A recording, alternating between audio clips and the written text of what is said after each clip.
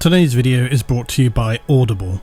Audible provides an easily accessible way to access audiobooks for its members, just one of the reasons why I recommend it, along with enabling you to make huge savings on the newest full-length Warhammer audiobooks. As an Audible member, you get 1 credit every month to use on any title across their entire premium selection, but clearly credits are best spent on those longer 9-hour plus premium audiobooks. The Warp is not something often acutely focused upon when it comes to 40k narratives. More often we're gifted a mere fleeting glimpse. To get more meat on the bones, we must return to the 14th Heresy episode, First Heretic. This is my selection for the month as it dives into the awakenings of the word-bearers to the primordial truth, the nature of those within the warp and the bizarre principles which underpin the relationship between materium and immaterium. You can start using Audible today with a free 30-day Audible trial to get yourself access to thousands of audiobooks, originals and podcasts. All you need to do is visit audible.com/Lutin, and for those in the US you can also text Lutin to 500 500.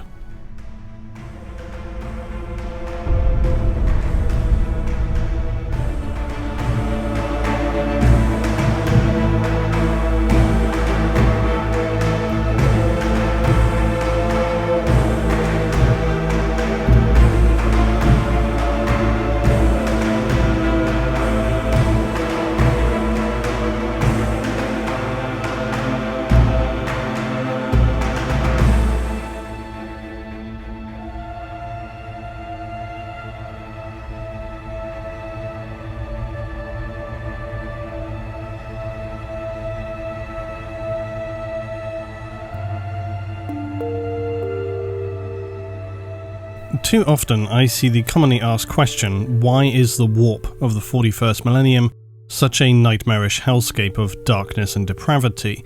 Why is it the realm of nightmares and what humans would consider to be perverse, horrifying entities of moral darkness, and not a more balanced reflection of mortal consciousness? Now, well aware that for some of you this could feel inclined to suggest, Lutin, aren't you just repackaging this Dark Origins series? And also, for the sake of saying, well aware this is not finished, because I think about it constantly. But no, because the Dark Origins series is focused upon me considering specifically the gods of chaos. How does all the warp stuff work at a very specific level? When did it start? And, physics, time, causation, free will, and so on. Today I wanted to make something like that, but that was more simple, because whenever I see newcomers, of which there are ever more, learning about the 40k verse, one thing that seems especially and understandably overwhelming is its fragmented complexity, which makes accessibility difficult. And for those less familiar with consuming content such as this, difficult to follow when I regularly make extended rambling explorations interspersed with deliberate circling back and repetition. For those though who are more versed in 40k, we'd likely consider it a simple enough question. Why are things so horrible in the warp? Why is it all evil? Where's the goodness of humanity? Where's the love? Because that can be a pretty powerful emotional motivation also, as can hope and feelings of self-sacrifice that ripple through entire worlds, the martyrs, saints of the Imperium. So you might think it's easy enough to answer, but is it though? Is the warp horror-filled because it's the warp, because the raging darkness inside us all smothers any and all good? Pretty much, but upon reading such thoughts I do tend to find myself usually laughing internally, not at such simplistic explanations nor the question itself, but merely at the, to be respected, optimism that there would inevitably be such an immediate, condensed and straightforward answer.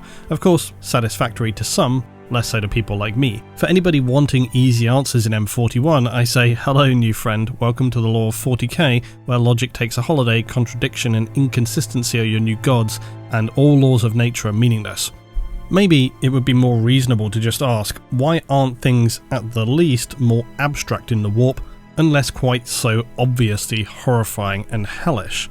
And I think the answer could well be that it actually isn't so horrifying and hellish, hold, dependent on your point of view.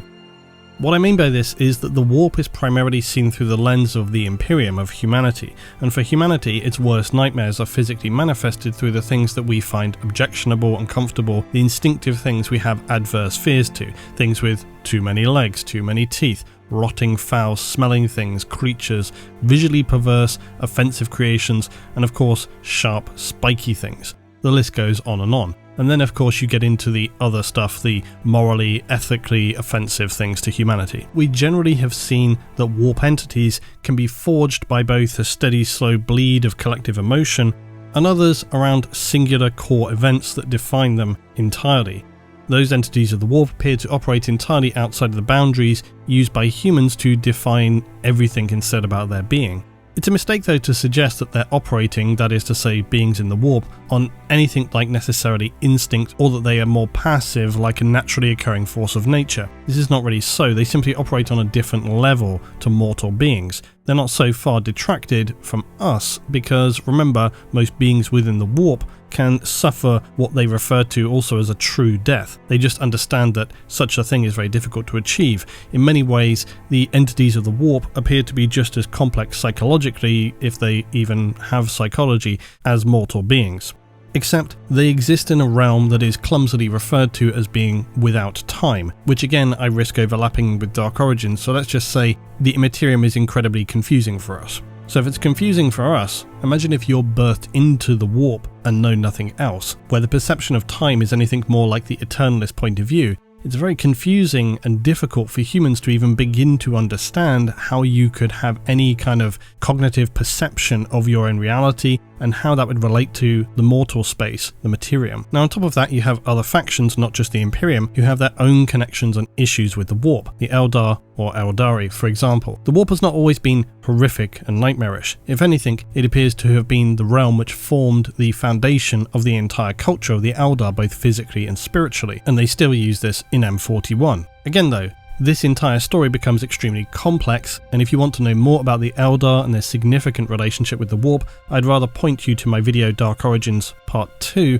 where we explore the origin and timeline of the Eldar relative to the warp itself. And then this bleeds of course into further complex questions and things that may in fact give us more of an understanding that the warp and the beings who reside therein need not exclusively be seen as evil or nightmarish. For the Eldar, the faction known as the Inari have started to come to the understanding that the Eldar themselves may all contain fragments of their gods, and that Slaanesh in the warp may be some strange fusion of what were the Eldar gods back before the warp became the hellscape it would eventually become in M41, so it's quite a lot to unpack. The point being though, things are not as necessarily clear-cut as they may seem to be. The warp remains a place that is terrifying to mortals and humanity, but it still remains a confusing and mysterious realm that is barely understood. The fact that the Imperium thinks they have a better understanding now is in actuality quite far from the truth. In reality, they'd likely have barely any deep understanding of how it actually functions, especially given the fact that the Eldar are still revealing new revelations despite having spent the longest time of all existing mortal races interacting with and really studying the warp. In fact though, humans have been becoming steadily more active as well in their psychic powers collectively as a race. It's long been suggested that humanity in the 40k verse is in fact evolving to become a more psychic species, but the specifics of this and why it is occurring are unknown. The one thing we can consider is that as this has been occurring over millennia, humanity has been steadily fueling the warp ever more exponentially, and this is perhaps yet another reason as to why it has steadily become ever more unstable and powerful throughout the vast timeline of history through to M41. I should probably also take the moment here to deal with another question or assertion that is regularly posed. For millions of years ago, during the early time of the galaxy, the Old Ones who seeded life fought an immense war with the race known then as the Necron tier. This would never really cease for quite some time and would become even more extreme when the second period started, where the Old Ones would employ races they had created, such as the Eldar, to fight the newly converted Necron tier in their form now as the Necron the Imperium still see today in M41. But this is again very similar to human history so long ago that it's really told through mythology more than detail, making it very difficult to pin down exactly what was occurring or how that felt to the beings that were fighting at that time. The point is, this time known as the War in Heaven is said nearly to have caused the destruction of the entire galaxy because it was so devastating. It also appears to have been the time at which the Eldar gods were consigned to the warp, destroyed or shattered, as were the gods of the Necron, the Catan. But again, it's very difficult to really know what happened. It's common that people say, well, this must have then been the time where the warp became most disturbed and unstable, beginning its descent into becoming a nightmarish hellscape. Again, technically this is unknown. My personal opinion, my assertion, has always been that this isn't entirely correct. For starters, the lore speaks consistently about humanity being the pivotal stone cast into the pond that really set things off. However, that may simply mean that the warp was already very disturbed, and we were the contamination of emotional malevolent intention that caused the warp to boil over from being merely turbulent to a more violent realm racked by constant warp storms, a transition from a calmer sea of souls to a warp populated by the beings of chaos, and then of course made worse much later by the Eldar and the birth of Slaanesh. But the War in Heaven period remains problematic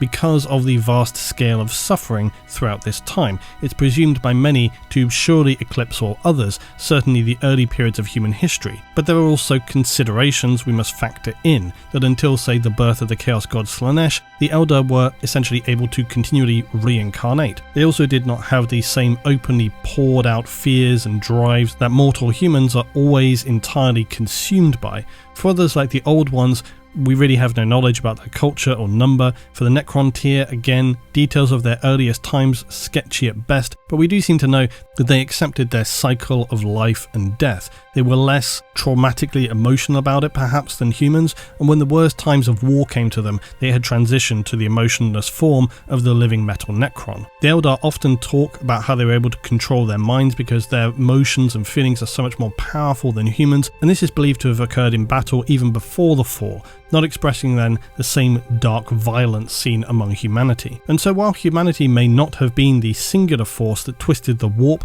it may have been the critical factor many believe to have caused this disturbance, this ultimate disturbance within the warp that shifted it into becoming this very dark realm which exists right through to M41, and as much is told to us in Master of Mankind. It describes for us how mankind has always fought to survive, be that as hunched ape creatures, brutish proto-men, and that humanity waged many insignificant miserable wars upon itself with fists, teeth and rocks in ancient times, but that wars of survival are very different things to what seemingly fuels the warp the most, that being morality or the destruction of it. What appears to be the tipping point is what's described as the first murder. Not the first to kill another or the first to hate another, but the first to kill in true, pure, cold blood. More specifically, the murder of a brother being the darkest of deeds, the breaking of those bonds of trust.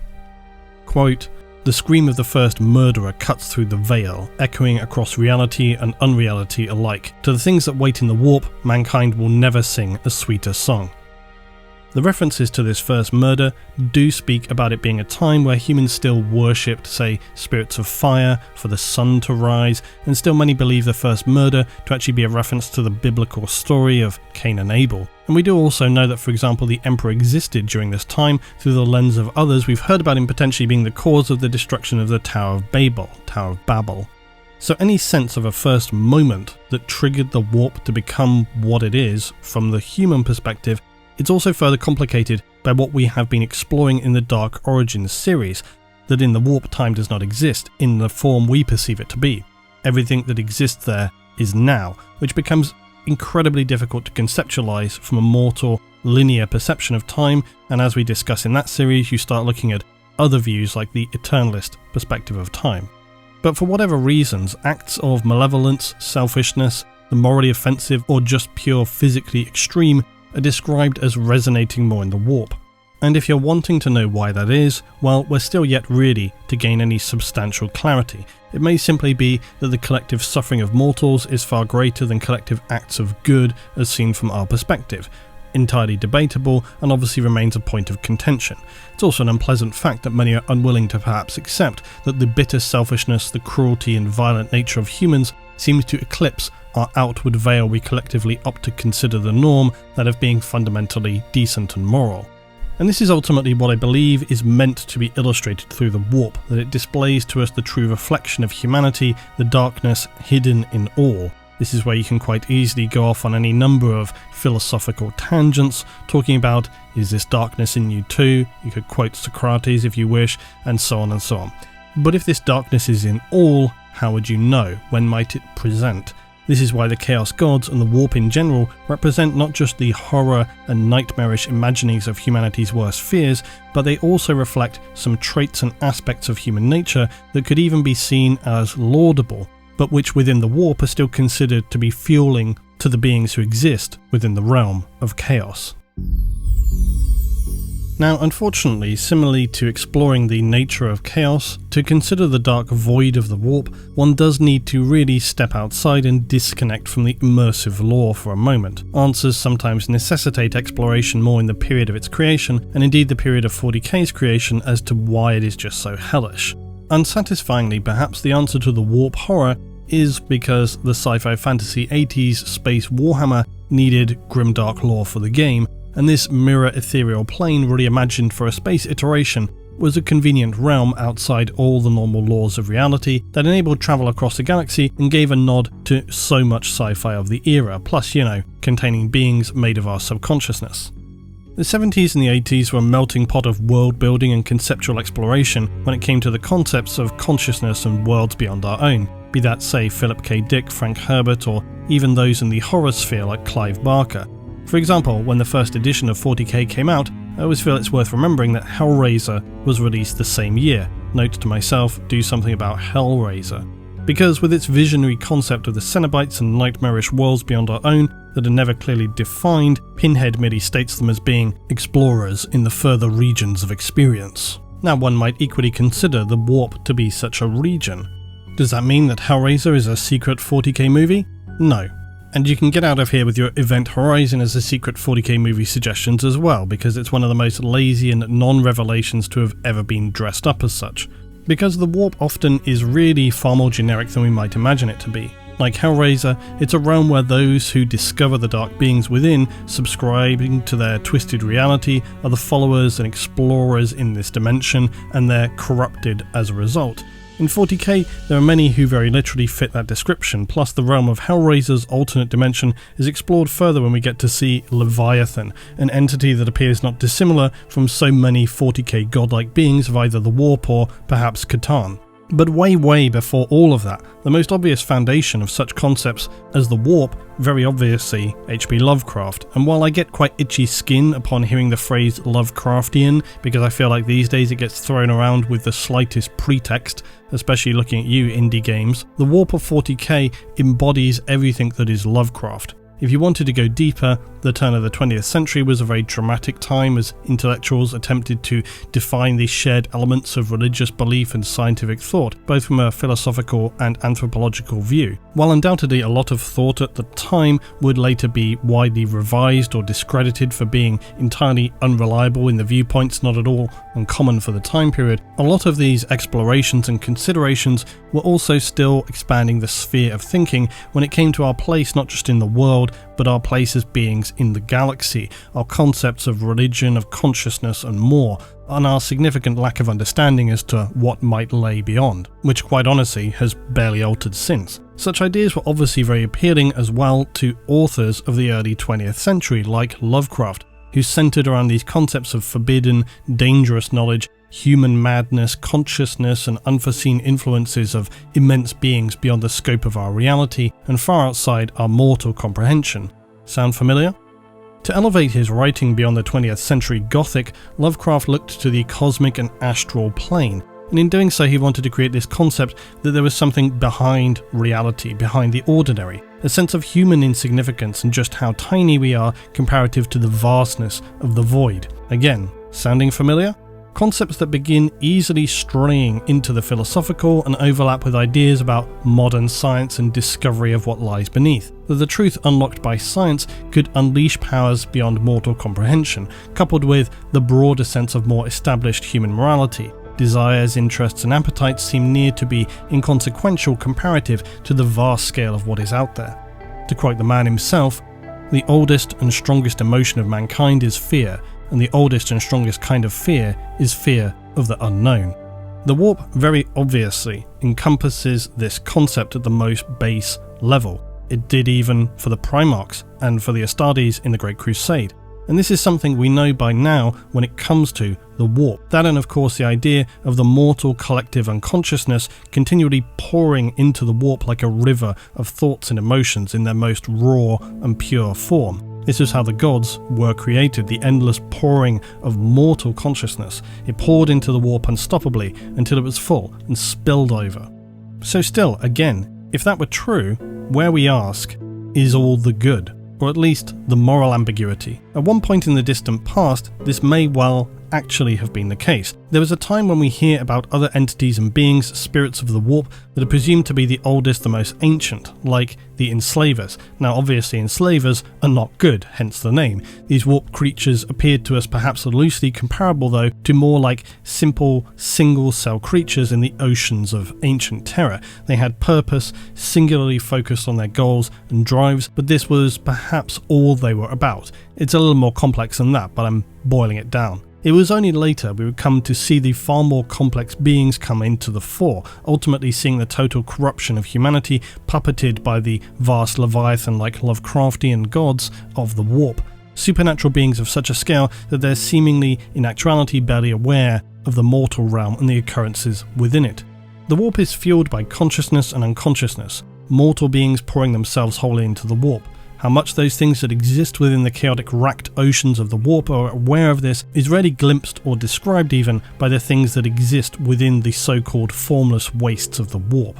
Our mortal lives in the 40k verse so insignificant to the creatures of the void that to attract their attentions requires acts of extreme physical scale to be committed, or actions so morally objectionable they ripple deeply in the oceans of warp energy. As humanity became steadily more aware, and after the heresy acutely aware, of just how it could be interacted with, this is where you begin to see the ever more creative and truly offensive acts committed by traitors to humanity, with the intention of being gifted power or to be granted an audience with the foul entities that dwell in that dark place, objectionable to the dignity of humanity in every conceivable way.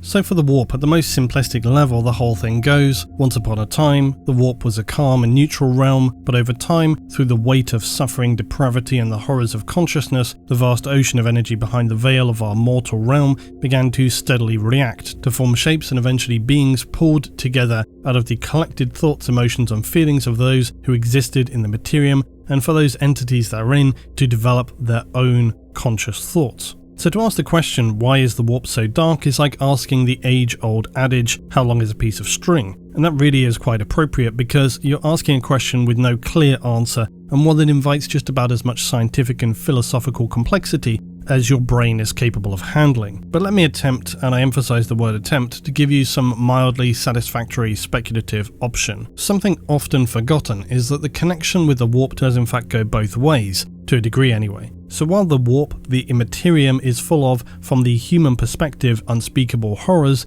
it also, as we have learned over time, can be drawn upon and powers beings in the materium, the mortal realm. And while the entities which do so may not exist in the warp, they are inherently connected and reliant upon it. Beings like, the Emperor of Man, and powerful human psychers, the Eldari, and then you come to other more inexplicable instances of connection.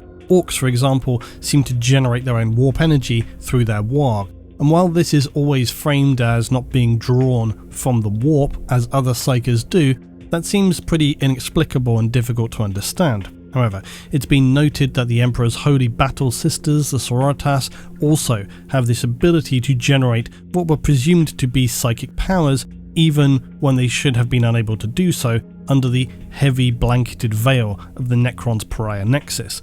So the suggestion that the Sororitas themselves also may be drawing from some kind of psychic power which is not necessarily connected directly to the warp. My overall point being that while it may not be especially feasible for entities of good to exist in the warp, because almost by definition they would be unable to defend themselves, as I've referenced previously with the classic episode of Red Dwarf where the crew separate themselves into beings of pure good and pure evil. When they meet up, the evil guys obviously understand that they can just murder the good guys, but the good guys are created from such a pure and wholesome point of view that the concept of fighting against evil doesn't even actually occur to them. They're basically incapable of it. A knife. Are you hungry, brother? I have some pulses in the little keg for your refreshment. Forgive me, brother. I appear to have stained thy knife end with my blood.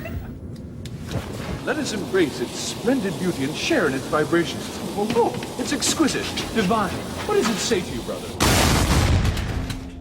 And that is always how I've imagined the warp to be. Yes, if we're talking about what's necessary to create a being in the warp, and we're considering that it requires this very extreme concentration of emotion or willpower or a sense of a thought or even an extreme action to generate something in the warp, then obviously whatever is created is going to be relevant to what creates it. So if you actually did have an action, a cause, hope, selflessness, some kind of incredibly good action, the chances that that's going to create a being in the warp, which is very, very good, sure. But then would we presume that that being is going to suddenly fight the good fight? Are they going to be like Grey Knights battling in the warp against demons? I don't really see that happening. It's far more likely that all of the hellish things in the warp would just come over and slaughter it. And this positive, wholesome, good entity created in the warp would probably welcome its own death and then say thank you very much. Our closest real way to consider that there is anything of a positive equivalent within the warp is to look at the beings in the material space who espouse the traits that humanity consider to be fundamentally decent, laudable and moral. Now this consideration in and of itself, when we're thinking about a good entity appearing in the warp, this also risks drifting into very philosophical discussions about just what is evil. Does evil really even exist as a definable and applicable concept, or is it merely a term used by humans to label things that are to them offensive, destructive, or most likely unexplainable to a point of their own mental desperation? Far easier than to just label it as evil. Again, it's an interesting thing to discuss, but probably far too heavy to really get into today. But let's just say, for example, in our society we consider that if a person kills another person, if they murder them, now, that is bad, we have laws and rules which constrain and must be punished for that, but is it evil? It depends, because with such a description there are parameters placed upon that condition, scenarios, who decides as well in the grand scale of things, and especially when you scale up to something like the Imperium. What if others disagree on just what defines evil? Who is more or less correct? Who has the authority to do so? How do you determine that? Do the needs of the many always outweigh those of the individual? The answer to that is, there's probably a lot more questions you need to be asking. And that is the point, it gets very complex. And some people have argued before in other videos where I discussed this point that such labels and applications should be made only in the context of what is most constructive for the overall survival and positive progression of humanity. And that's fine. But here's the thing.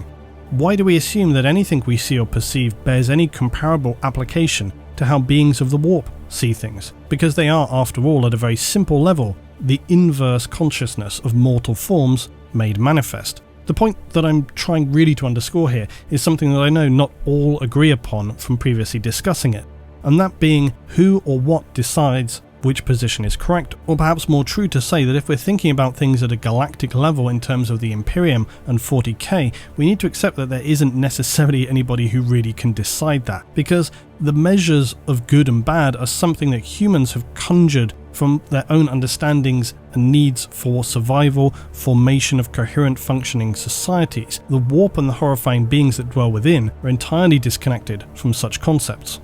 And in fact, this is why when humans are corrupted by chaos, it's also why the corruption of chaos is so pervasive and damaging to the Imperium, that when Astartes or ordinary humans become twisted by the warp, for some it may have been a very deliberate conscious choice, but for many more it is not. For many they turn into servants of the warp without having any awareness that this has occurred whatsoever. Their moral perspectives become inversely twisted steadily over time, but their sense of what is important, what is right or wrong, shifts. Point is, why are they more correct or less correct than we are, and vice versa? For humans of the Materium, survival means preservation of life, maintaining order of civilization, rules, boundaries, all the classic human civilization traits, self-restraint, developing constructive progress for the greater growth of all. Through the lens of the warp, all of this unravels. For those who serve the void, they see only the need to spread their corruption further in the hearts and souls of humanity, to grow and reshape their worlds in the image of their ruinous powers. For the servants of Khorne, it is of course to shed blood, but their very actions and processes fuel their survival.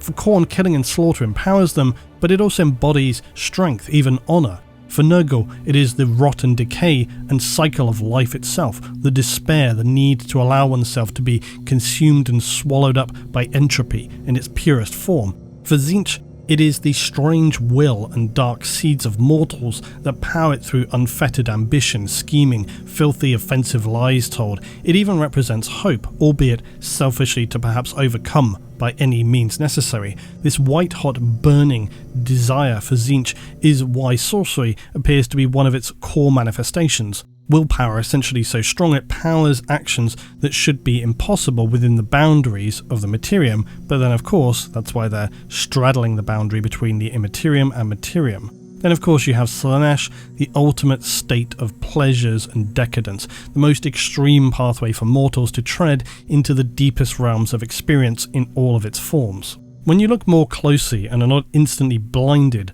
by the superficial horror of the displays of perversion and abasement by those in the warp, you may start to realise that the warp is as inversely shaded with what humans might consider positive attributes as it is those which are incredibly damaging, dark and offensive. Nothing is so binary as to be simply good and bad. I mean, for goodness sake, look at the Imperium of Man. It's hardly a utopian dream, is it?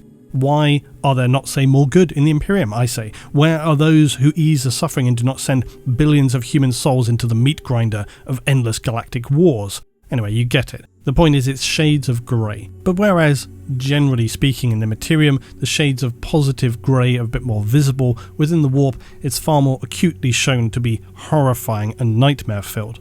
Also, because everything is being interpreted from the human perspective, the shreds of good may barely appear so from our point of view when looking at the warp. And whilst it's true that the warp itself is poured into by the souls and emotions and dreams and unconsciousness of humanity, it's not singularly the realm of humans. There's a lot of stuff going on there which makes it all the more complicated. And I think to finish, the best thought to end upon is this, fuel for thought, let's say. While the warp is truly a horrifying place for humanity, there are those who are able to exist there, seemingly unaffected by it, the orcs for one. Whilst travelling through the warp, the orcs create their own energy bubbles, shielding them from the worst and most malevolent entities. But overall, they will not be mentally destroyed by looking out the window of their craft as a human might. There are even said to be places within the warp where orcs are trapped in endless cycling wars at the whims of the entities who have corralled them, and who enjoy watching them fight on and on and on, presumably for what qualifies as eternity. For the orcs, this is not seen as it might from a human perspective, it's business as usual for them, and that should be a key indicator that the warp need not always be seen through the lens of humanity, although let's be real, it's pretty hard not to do that. And most races who are not as absurdly cheerful as the orcs are rightfully terrified of the Immaterium. In many ways, I think if the Immaterium were to be described more accurately in terms of just how horrific it should be far, far beyond what we actually glimpse here and there. Demonculaba, please. I think this is actually truly nothing in the realm of what could await humans if the true horror of mortal consciousness were realised in some ocean of reactive energy that seemingly forms into the worst that our minds can offer into physical manifestations. And just to make an adjacent side note, this is why I've always believed that any real-world, real-life television movie action interpretation of 40k is always going to struggle, because to truly depict 40k as it should be, it would have to go off into the realms of horror movies that are really on the periphery of the mainstream, and I see very little chances of that ever happening. Lastly, I think if we were to, just for a moment, step away from all the blood, gore, carnage and perversion that is the warp, we can actually look to other examples. One of my favourite being from the early days of the heresy, the infamous Betrayal of Calth, which describes to us how the word-bearers for the first time vocalise this true understanding they have come to about what they can do in order to appease these powerful masters. How they realised that fueling the warp meant things really far more artisan than just your endless, mindless slaughter. Of course, depending on which entity of the warp you're leaning toward, so please calm down, World Eaters. What fuels the Immaterium far more intensely than sheer perversity is the level of degradation that can be dealt through the actions of a mortal doing the truly inconceivable. And what they meant by this example is, say, murdering another's sworn brother in cold blood, with no honour, no respect, no warning, no hesitation, but also not mindless killing, in fact, far from it. For the malevolent forces of the Immaterium, what they savour is just the same as that first murder of one human so long ago in ancient history. Willful, conscious, intentional shattering of the most clearly established rules that frame human morality, and then carving clean through them with reckless abandon. But that in itself also raises some interesting questions, because as I was saying before, the beings of the Immaterium, the chaos beings, the strange entities within the warp, if humans themselves have a very difficult time on deciding their own moral code, their own ethical code, how is it then that the beings of the warp also are able to make that determination? At what scale? At what level? How do they understand things as being worse or better or more powerful or having more impact? Where does that come into it? So it is not clearly established to us just how the beings of the Immaterium have this kind of moral scale. But evidently the word bearers understood that this was a thing. And so in Know No Fear, when the brothers are once again reunited from the 13th and the 17th legions, we see perhaps one of the most pure examples of this, the power of treachery. The word bearer describes an enemy having realised that this is a power in and of itself, and this description is confusing to the Ultramarine, who states it sounding almost like magic. It's explained that this unnamed enemy had discovered the level of power contained in a betrayal is dependent on the level of the treachery. What does that mean? Well, an anonymous individual killing another anonymous ally is distasteful, but not necessarily powerful.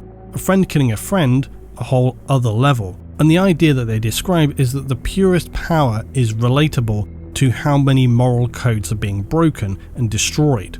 Trust, friendship, loyalty, reliance, honesty. So powerful apparently not because of the act itself, but that the act was through its occurrence beyond belief. Again though, how that is gauged by the beings of the Immaterium, unknown, difficult to quantify. This is when we really start to get to the true though understandings of what it means to satisfy and fuel the gods and the beings that exist within the warp.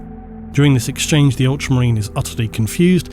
The conversation is not about tactics or an enemy overcome. So why is this word bearer prattling on and having this discussion at all? It's explained even more clearly though, that for the Astartes themselves to turn upon one another, this is even more abhorrent than the Emperor's sons, the Primarchs, because so many of their number already had major differences and dislikes of one another. But for many of the more ordinary Legion Astartes held friends still that they knew personally among other legions by name, who had fought often very literally shoulder to one another. Even the Ultramarine is forced to admit that this would be an incomprehensible level of betrayal for one Astartes to kill another in such a way, noting that the Astartes may be immune to mortal concepts of fear, but the horror and shock in such an act is powerful and devastating in just what it represents to be. And this is the interesting thing that you learn about the warp and the beings therein, is that in the face of it things seem so crude and brutal that slaughter and perversity is what fuels the warp, and that is true, but it also comes down to this much more fine grade of moral scale, which seems to actually have a very important impact on how things are fueling into the warp, and that is why the warp and the beings therein, in terms of how they reach into the material space, the material realm, actually are very complex in how they weave their threads of corruption and twisting of human lives. Much more about serious moral shades of grey, finding the most extreme ways to break through those barriers. In the next action between the Ultramarine and the Wordbearer, it's brought clearly into focus just how the heresy will unfold as the Wordbearer shoots the Ultramarine cleanly through the chest at point blank range, vaporizing the plate armor, reinforced bones, muscle, viscera, both hearts. The body hits the floor, still convulsing from the instantaneous shock. Astartes systems impossibly attempting to repair the catastrophic physical damage. I always imagine this exchange as bringing into very clear focus just how the warp functions and why it has become so fueled and powered by the depravity and betrayal of humanity. You always can see in your mind the Ultramarine sitting across that table and his brain clicking the pieces of the words spoken by the Wordbearer when he utters how he wishes his brother understood. I imagine his pupil narrowing suddenly as he's too late in reaching for his weapon too late as his realization comes into clarity and the word-bearer is already depressing the trigger on the plasma pistol.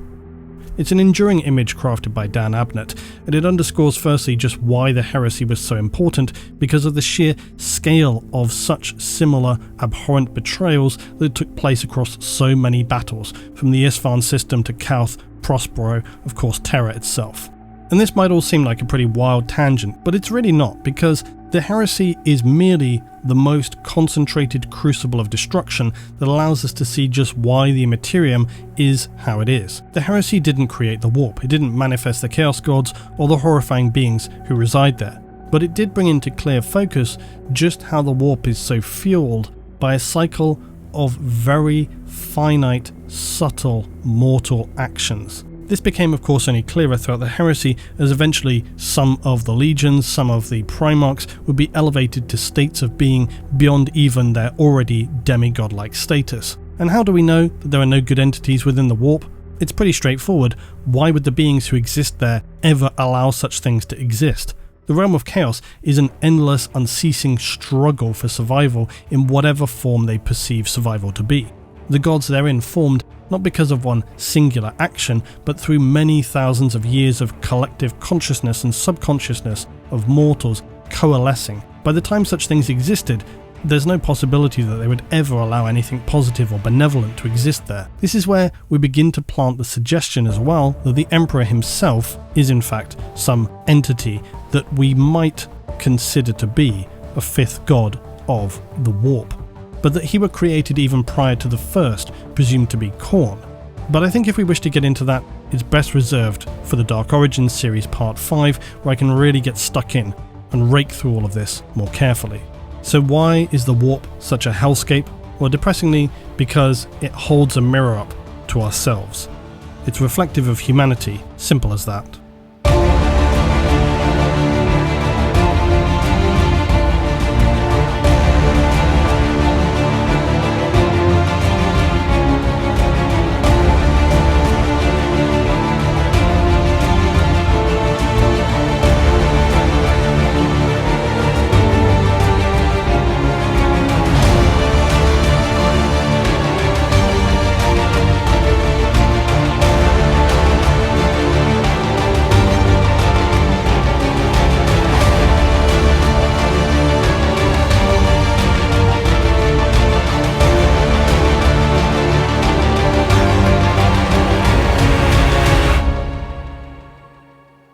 So let's talk about my next selection for Audible. First Heretic throws us into the dark abyss that leads to becoming corrupted by chaos. Whilst today we're talking about the warp and why it is such a darkened hellscape, we touched on what fuels it also.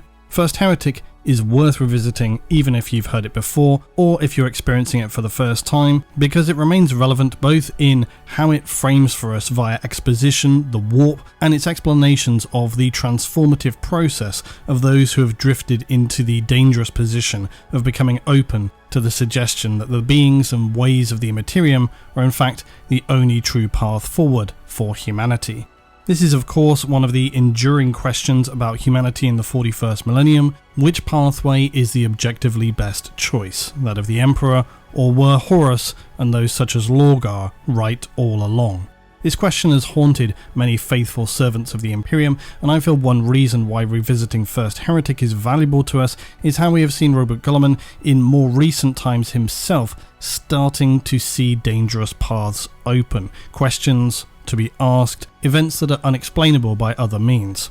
For myself, revisiting First Heretic really whet my appetite for the Traitors once again, and it in part has helped me conclude that at least a portion of my Chaos Force, which has been on pause for some time, needs to be dedicated to the Word-Bearers. First Heretic also brings to us important characters like Erebus and Argel Tal. We're also introduced to the fascinating character of Cyrene Valantian, and of course the enduring scene with the Emperor and Lorgar. It's well worth a revisit and always leaves some of the most powerful images of the heresy and history of the Imperium in its aftermath. If you're wondering, do I need to listen to the Heresy novels in order? My opinion has always been no, but if you're very new to 40k and the Heresy, I might recommend at least the first 4 before jumping into First Heretic. As a final reminder, if you're new to all this, you can start listening today with a free 30-day Audible trial and get full access to thousands of audiobooks, originals and podcasts included in the Plus catalogue. Visit audible.com/Lutin or text Lutin to 500 500. And thanks for your support as always. I'll see you all in the next one.